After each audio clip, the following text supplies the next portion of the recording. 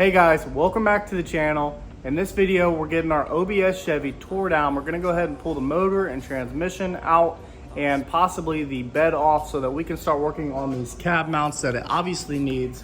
So stay tuned. If you don't already know, if you haven't seen the intro video to this truck, we plan on painting this truck. We're putting a 6.0 and a 4L80 in it, possibly turbo. I'm not really sure yet, but if you'd like to see the intro video or the video where we blow this truck up, I'll link those at the end of this video. But for now, let's start getting this thing tore down so that we can get it ready for its new LS. So one of the first things I like to always do is to go ahead and get our hood off so that we can get a sufficient amount of light under here without having to use, some type of light source. We can just use, the overhead garage lights. So that's the first thing I like to do because I absolutely hate working in the dark.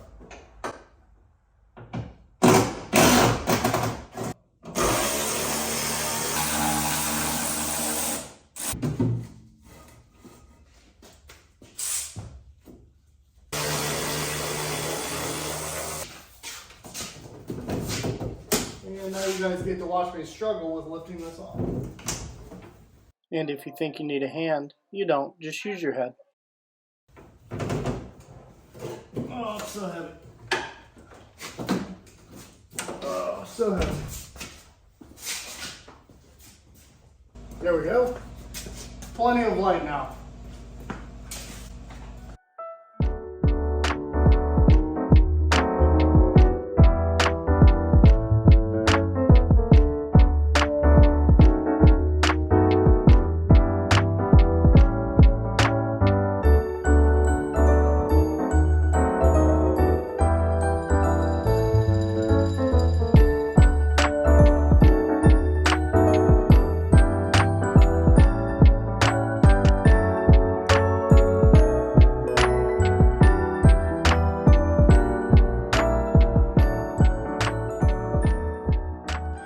All right, so as you guys can see, the radiator is out. We've got our battery out. We've got the air intake out.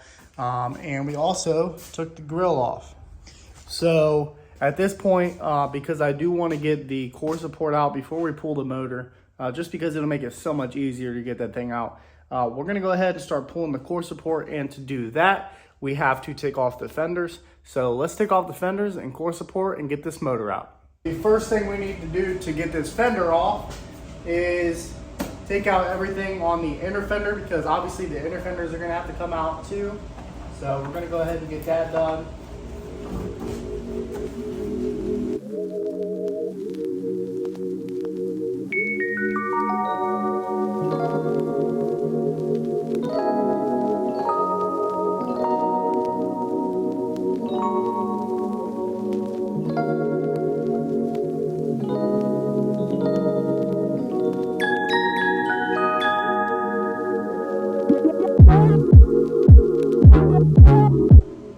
Alright, so as far as I can tell, the fender is ready to come off other than one Phillips in the cowl. So we're going to pull that out and see if we can get this fender off.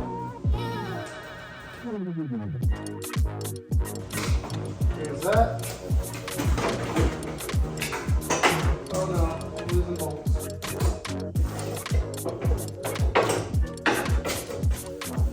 There we go. That's one fender off. And just so you guys know now, these fenders look like they're in great shape, but this truck's been painted once before, and if you can see there, someone's patched this fender before. So we're not going to reuse these. We're going to pitch these and buy brand new ones most likely. Or we'll go out to the junkyard and see if they have some fenders in better shape. We're going to go ahead and get this inner fender removed as well.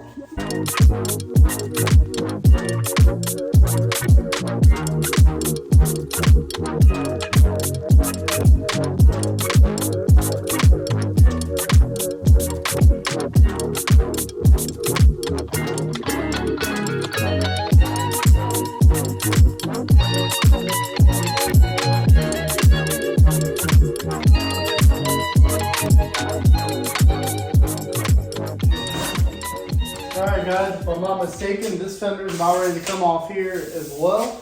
I don't know if you can pick this up on camera from back there, but you can see somebody's done some patchwork to this fender, so it's getting tossed as well. Let's see if we can't get this thing off. Nice.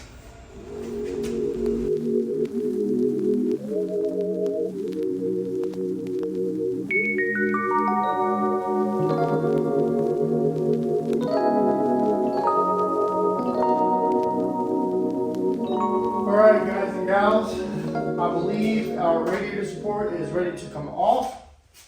We've got both of the radiator support bolts out, our transmission lines unhooked, our AC lines unhooked.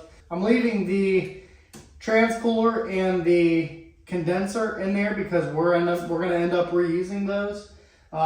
We are going to pressure wash this and probably take the headlights out and repaint this thing black. But for now, let's get it off there. Hopefully it's not too heavy.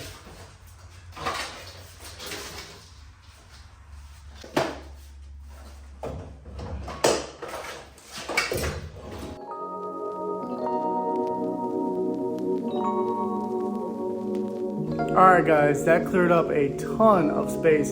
It's going to be so much easier to get this engine and tranny out with that core support and the fenders off. It's pretty insane how much space there is now, but this is going to make things a lot easier. We did leave our AC lines in because we're going to end up probably reusing those or modifying them to work for what we need, because we do plan on keeping AC on this. We'll see how that goes, but as of right now, the plan is to keep AC. But now that we have the core support and the fenders off, we're going to go ahead and start getting that pile of junk out of this truck. The biggest thing that you have to do when you're doing one of these LS swaps is be careful with the factory harness when you're pulling it out. Just don't go cutting things, because using the part of the factory harness can actually help you out quite a bit. It'll save you a lot of headache. So for instance, things like oil pressure and coolant temp sensor.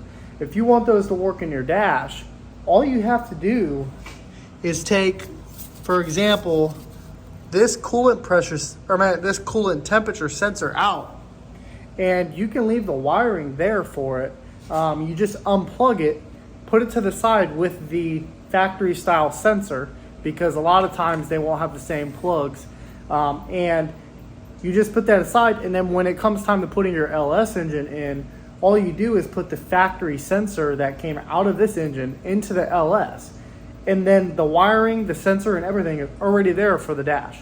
So all you're doing essentially is adapting your sensor that came out of your stock 4.3, for example, and putting it into your LS. So what we'll end up doing is pulling this sensor out and putting it in the side of the LS head, and bam, coolant temp sensor done for the dash.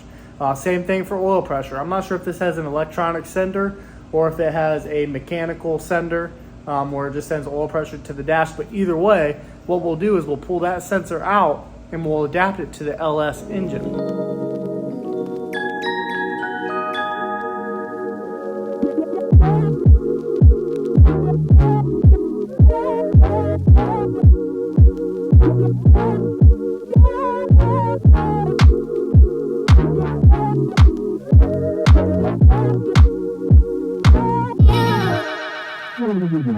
Okay, so one other thing that I recommend everyone doing if you're taking on a big project like this, or any type of wiring that you're not very familiar with or haven't dealt with, is getting a labeler. And then, like I showed you, those coolant temp sensors, what we'll do is we'll go ahead and mark that those are coolant temp sensors. That way, you know, if this thing takes a while and, you know, a few weeks down the road here when I'm putting the engine in and trying to do the wiring, I don't have to remember where things go, because let's be honest, sometimes projects take a little bit longer than you expected. And you know, if this thing took 6 months like the normal guy would probably take on it, by the time I came back to wire everything up, I wouldn't know where some of these factory truck plugs went. So I'm just going to save ourselves the headache. Go ahead and put some labels on the sensors that we want to keep even when the LS engine is installed, and we'll go from there.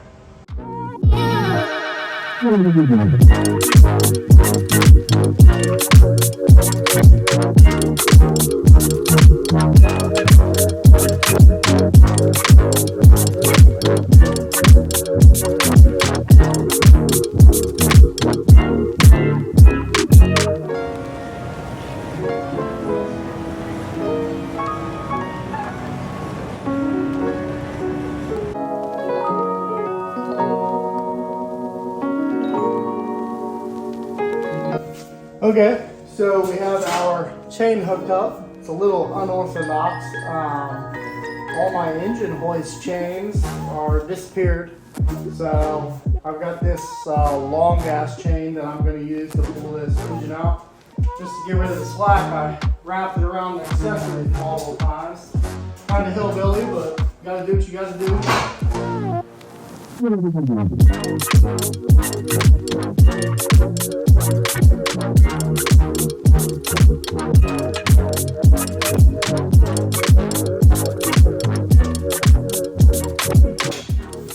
Engine's up. Let's open this garage door.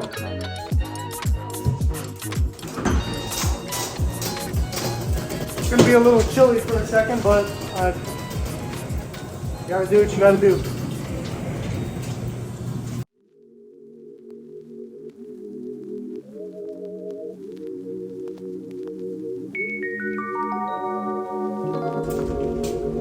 Alright guys, so I went ahead, backed my truck up.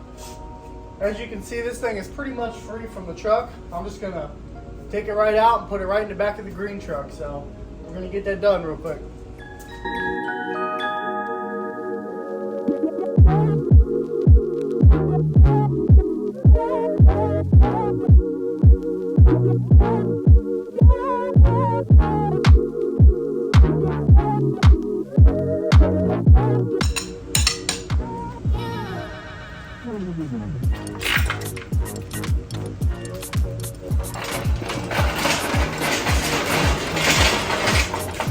All right, now we've got a mess to clean up.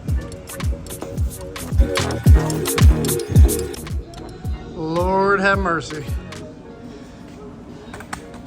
We've got a mess to clean up. And I want to paint in here in like a week. Really, not even a week. I need to paint the engine bay like tomorrow. So we've got a heck of a mess to clean up. Once we get the garage floor cleaned up, we're gonna go ahead and load the OBS up on the trailer and take it to the car wash. I left my pressure washer outside, so it froze and broke. So we don't have that anymore, and I don't wanna go buy another one right now. So we're gonna get this thing loaded up and go wash her off.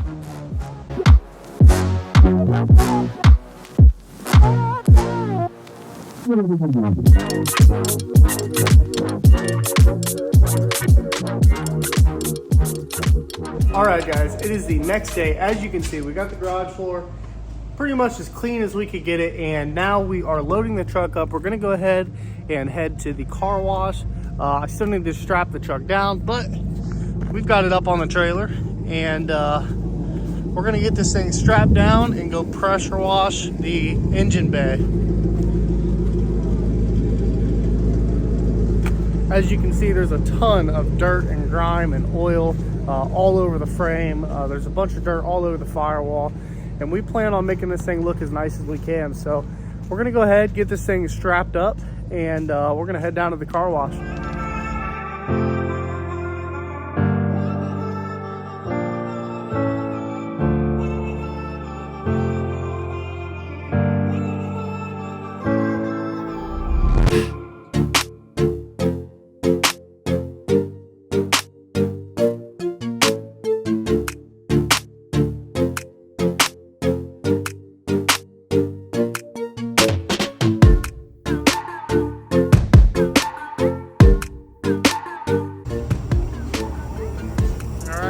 Back in here.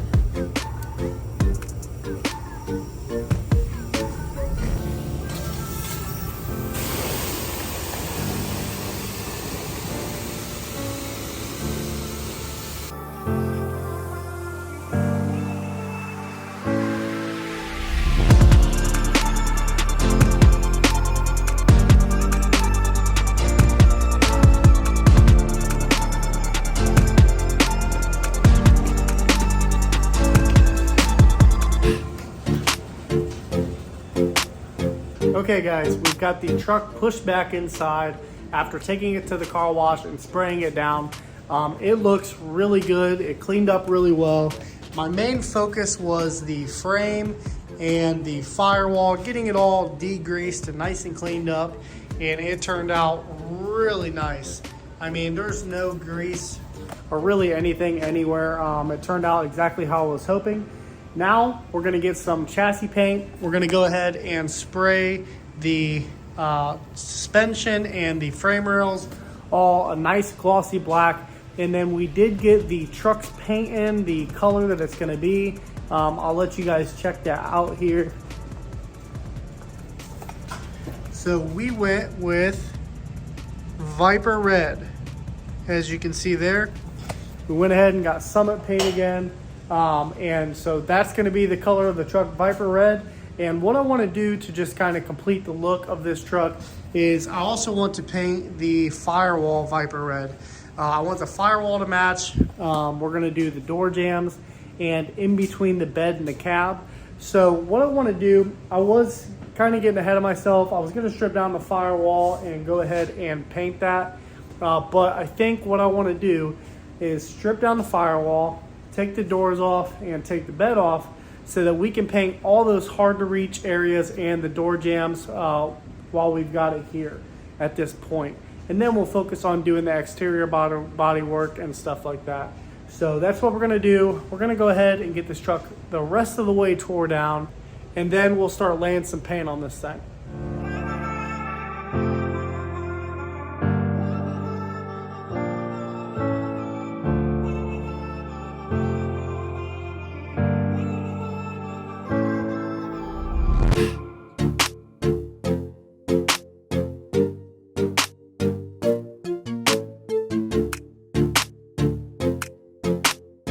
All right, so we do have all the bed bolts out now. That's all done. We've got our filler neck disconnected. But one thing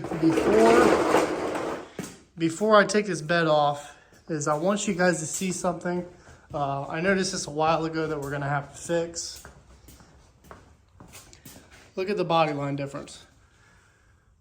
So you can see the cab has sunk down at least, what, an inch, a full inch. So the reason for that is the cab mounts are rusted out. So this is a really clean truck. So I'm not sure why this did this. I know it's a pretty common problem, but for example, this is the radiator support mount. You can see you've got a nice clean hole there. And notice the diameter, maybe 2.5 inches in diameter. Probably about 2 inches in diameter. Look at this one.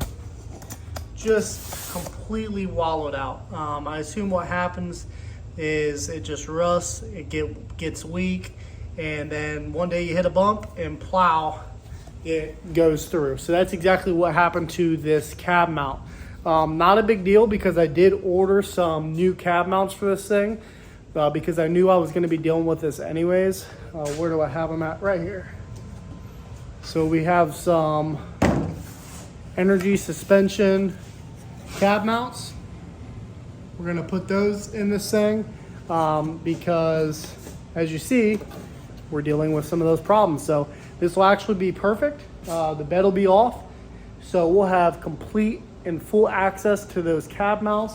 We'll be able to get to them about right here once the bed is off. So that'll be really nice. But I just wanted to kind of show you guys this body line before we took the bed off so that you knew what I was talking about when we went to fix this. So not a big deal. That'll be a quick and easy fix. We might have to take some interior components out, but that won't be a big deal at all. So let's go ahead and get this bed off now that everything's unhooked, and we'll keep moving along. All right, well, to get this bed off, because there's only one of me, I'm gonna have to use the cherry picker. And to use the cherry picker and have enough room to get the bed off, we're gonna have to push the truck outside. So I'm gonna go be cold for a second, and you guys continue to be warm and watch this in your comfy living room probably.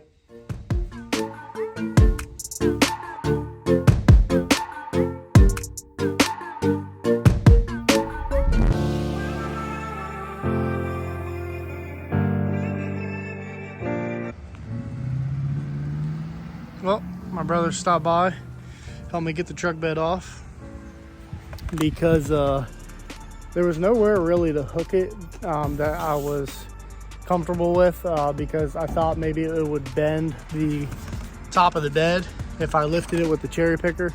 I was just planning on putting straps across, but then when I went to do it, I realized that there was really no good place to do it without bending the bed up. So I gave him a call. He came over and helped me get it off. But check this out. She is stripped down, guys.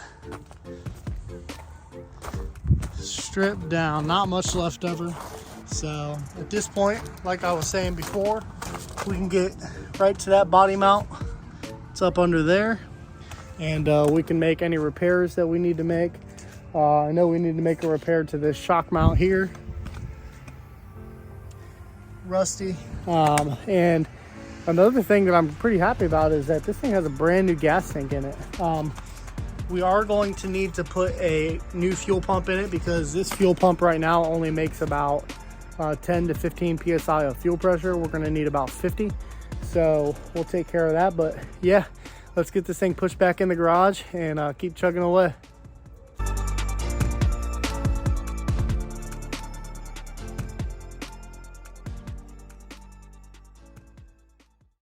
All right, guys, we have the truck pushed back in the garage. It is pretty much as tore down as we are going to take it, especially in this video. This is gonna be where we leave this video off. I appreciate you guys watching. And if you have any suggestions for the truck, leave them down in the comments below. I'd like to hear what you guys think we should do with the truck. You know, any aftermarket things that we could do to the truck that you guys would like to see. But I plan on having this truck done within the next 30 days. So we've got some work ahead of us. We've got some videos to put out, and it's going to be pretty fun and interesting watching this truck come together. But for now, I appreciate you guys watching, and I'll see you next time.